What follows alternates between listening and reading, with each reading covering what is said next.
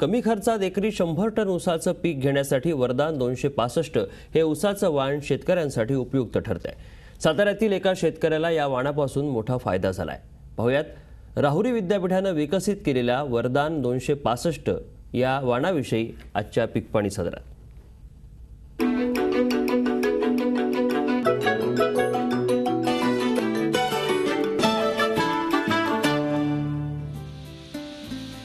कराड तालुक्यातील डरोरे गावातील हे आनंद जाधव यांनी आपल्या शेतात हळदीचं पीक घेतलं होतं। मात्र बाजारात हळदीचे भाव गडगडले आणि त्याचा फटका जाधव यांना बसला।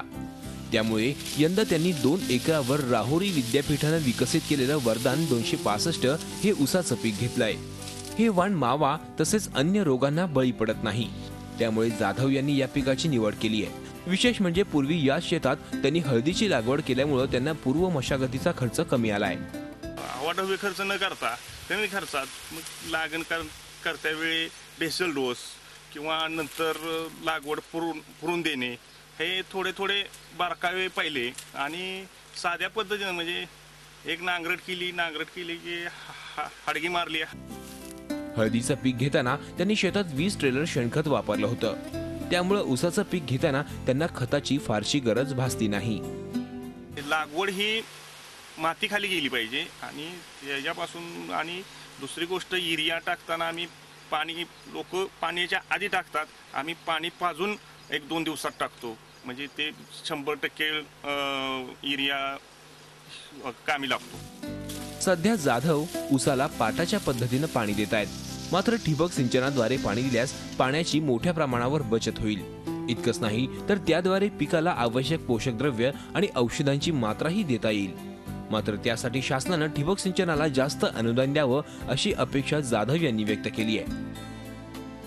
शासनानं अशी घोडचूक करू नये की हळदीचं दर अनुदान द्यायला सुद्धा काही हरकत नाही।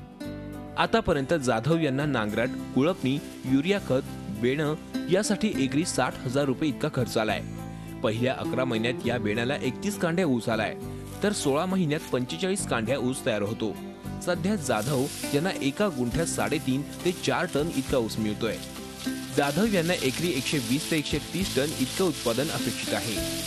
हा ऊस 86 असेल किंवा इतर कुठली जात असेल ती टन काढत असेल तो माणूस, तर हे 2 टन सहज निघणार आणि आता आम्ही तरी 3.5 टनाची अपेक्षा धरली आहे।